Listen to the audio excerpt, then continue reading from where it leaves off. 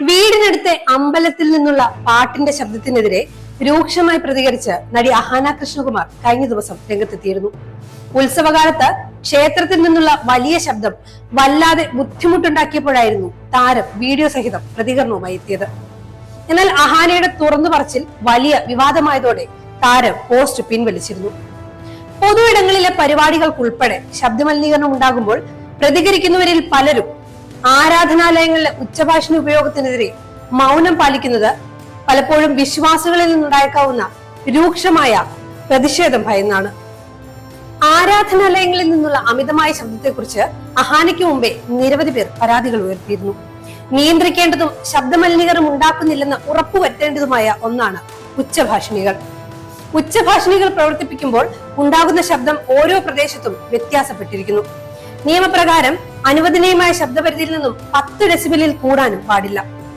വ്യാവസായിക മേഖലയിൽ പകൽ പരമാവധി 75 ഡെസിബൽ, രാത്രിയിൽ 70 ഡെസിബൽ. വാണിജ്യ മേഖലകളിൽ പകൽ 65 ഡെസിബൽ, രാത്രിയിൽ 55 ഡെസിബൽ. താമസ മേഖലകളിൽ പകൽ 55 ഡെസിബൽ, രാത്രിയിൽ 45 ഡെസിബൽ. നിശബ്ദ മേഖലകളിൽ പകൽ 50 ഡെസിബൽ, രാത്രിയിൽ 40 ഡെസിബൽ എന്നിങ്ങനെയാണ് നിയമപ്രകാരം നിശ്ചയിച്ചിട്ടുള്ള ശബ്ദപരിധി. നിലവിലുള്ള നിയമങ്ങൾക്കനുസൃതമായി കേന്ദ്ര സർക്കാരോ അല്ലെങ്കിൽ സംസ്ഥാന സർക്കാരോ അധികാരപ്പെടുത്തിയ ഏതെങ്കിലും അതോറിറ്റിയിൽ നിന്നോ ഉദ്യോഗസ്ഥനിൽ നിന്നോ അനുമതി നേടിയ ശേഷം മാത്രമേ ഉച്ചഭാഷിണി ഉപയോഗിക്കാൻ കഴിയൂ.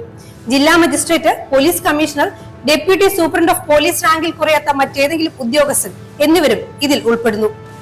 ഓഡിറ്റോറിയങ്ങൾ, കോൺഫറൻസ് റൂമുകൾ, കമ്മ്യൂണിറ്റി ഹാളുകൾ, ബാങ്കറ്റ് ഹാളുകൾ എന്നിവയ്ക്കുള്ളിലെ ആശയവിനിമയത്തിനായി അടച്ചിട്ട സ്ഥലങ്ങളിൽ ഒഴികെ രാത്രിയിൽ 10 മുതൽ രാവിലെ 6 വരെ ഉച്ചഭാഷിണിയോ പൊതുപ്രസംഗ സംവിധാനമോ ഉപയോഗിക്കാൻ പാടില്ല എന്നാണ്. 15 ദിവസത്തിൽ കൂടാത്ത പരിമിതമായ ദൈർഘ്യമുള്ള ഏതെങ്കിലും സാംസ്കാരികമോ മതപരമോ ആയ ആഘോഷവേളയിൽ രാത്രി സമയങ്ങളിൽ, അതായത് രാത്രി 10 മുതൽ അർദ്ധരാത്രി 12 വരെ ഉച്ചഭാഷിണികളോ പൊതുവിലാസ സംവിധാനങ്ങളോ ഉപയോഗിക്കാൻ സംസ്ഥാന സർക്കാരിന് അനുവദിക്കാവുന്നതാണ്. പൊതു അടിയന്തര സാഹചര്യങ്ങളിൽ ഒഴികെ രാത്രി 10-നും രാവിലെ 6-നും ഇടയിൽ ആരും ഡ്രം പോലെ ഉച്ചത്തിൽ ശബ്ദമുണ്ടാക്കുന്ന ഉപകരണങ്ങൾ ഉപയോഗിക്കുകയോ കാഹളം മുഴക്കുകയോ ശബ്ദ ആംപ്ലിഫയർ ഉപയോഗിക്കുകയോ ചെയ്യരുതെന്ന് സുപ്രീം കോടതിയും നിർദ്ദേശിച്ചിട്ടുണ്ട്. ഉച്ചഭാഷിണി ഉപയോഗം ഒരു മതത്തിന്റെയും അവിഭാജ്യ ഘടകമല്ലെന്ന് ബോംബെ ഹൈക്കോടതി ഈ വർഷം ആദ്യം ഒരു വിധിയിൽ ചൂണ്ടിക്കാട്ടിയിരുന്നു. ഉച്ചത്തിലുള്ള ശബ്ദം ആരോഗ്യത്തിന് അപകടമാണെന്നും ഉച്ചഭാഷിണി ഉപയോഗിക്കാൻ അനുമതി നിഷേധിച്ചാൽ തങ്ങളുടെ അവകാശങ്ങളെ ഏതെങ്കിലും തരത്തിൽ ബാധിക്കുമെന്ന് ആർക്കും അവകാശപ്പെടാനാകില്ലെന്നും കോടതി വ്യക്തമാക്കിയിരുന്നു.